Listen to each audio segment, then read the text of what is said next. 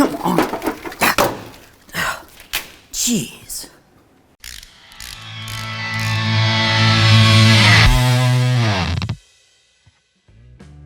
Hey friends, it's Len here from 1A Auto. So you probably saw the video that just came out when I took the plow off the front of this truck. With the plow came some wiring. I went ahead, I got underneath the hood here, and what did I find? Ugh. Well, it gave me a topic for another video.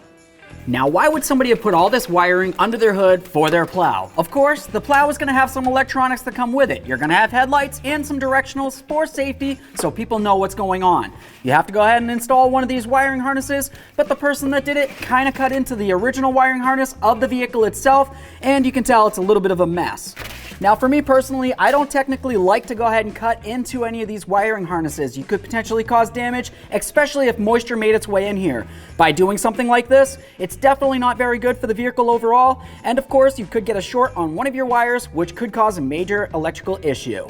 Before I start taking off any of this tape, the first thing that I want to mention is you're going to want to make sure that you disconnect your negative battery terminal. Why do you want to disconnect the negative battery terminal? What if one of these wires was a power wire of some sort, maybe even a constant power wire? If that's the case, you go ahead and you take off whatever's going on here and you ground it out somehow. You could potentially blow a fuse or even cause some damage to your electrical system like I was talking about before.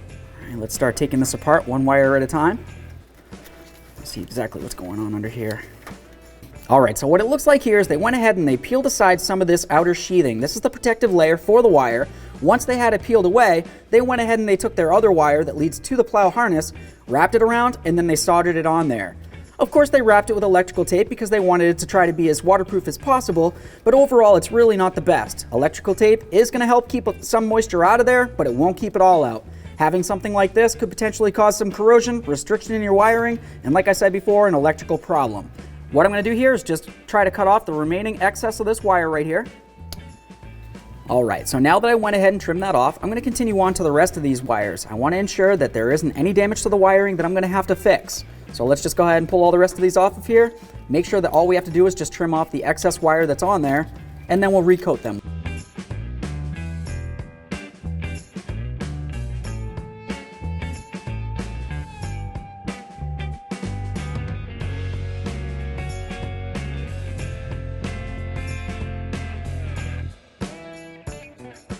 Alright, so now that we have all the wires so that the excess wires trimmed off of them, we're just going to thoroughly inspect them. Go ahead and give them a nice tug. You want to make sure that the original wire for the wiring harness is still in good condition. If it seems like it's broken or frayed in any way, you want to go ahead and try to trim this, and then we're going to try to splice it together. Luckily for me, all these wires look like they're in very good condition, so I'm just going to continue on with some liquid electrical tape. We'll let it dry on there so it's nice and waterproof, and then we'll wrap it up with some regular electrical tape and put it inside this nice loom right here to protect it. I want to make sure that I coat this entire area, and I'm even going to go up the sheathing a little bit. This is just going to help ensure that no moisture can make its way into this wiring harness. Alright, that's our last wire. Now commonly what I like to do with this is I like to let it fully dry. After it fully dries, I'm going to go ahead and inspect it. If I see any areas that look like they could use another coat, I'll go ahead and coat it. Alright, we let these dry. Now we're just going to go ahead and take them and we're going to try to twist them a little bit. We just want to make sure that we check all sides of each wire, and we want to make sure that it's completely coated. If it looks like there's an area that you can see some shiny areas or some wires shining through, you want to make sure that you put it on a second coat. This one looks good. Just check them all, and we can continue with some electrical tape.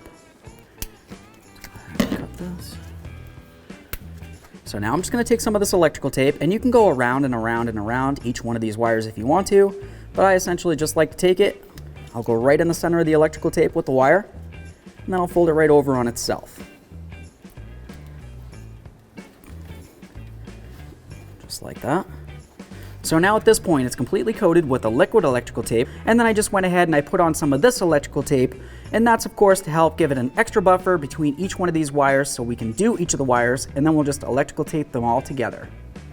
Okay, so I taped up all these wires, and I went ahead and I made sure that I pressed down the electrical tape as much as possible around each of these wires. Now at this point, with them all coated and protected, let's go ahead and tape them up so they're nice and neat. We'll put them inside this sheathing right here.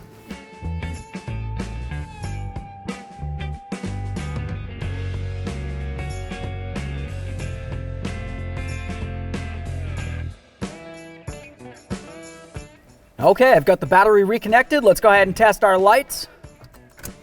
Woo! Ooh, love it.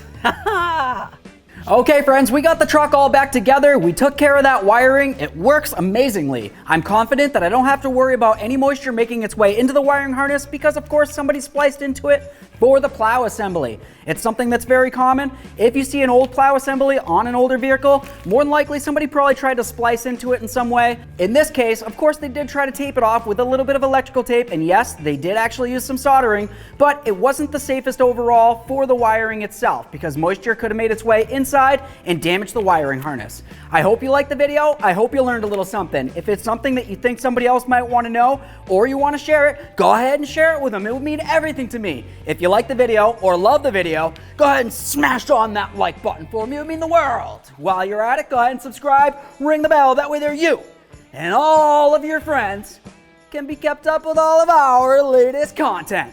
Thanks.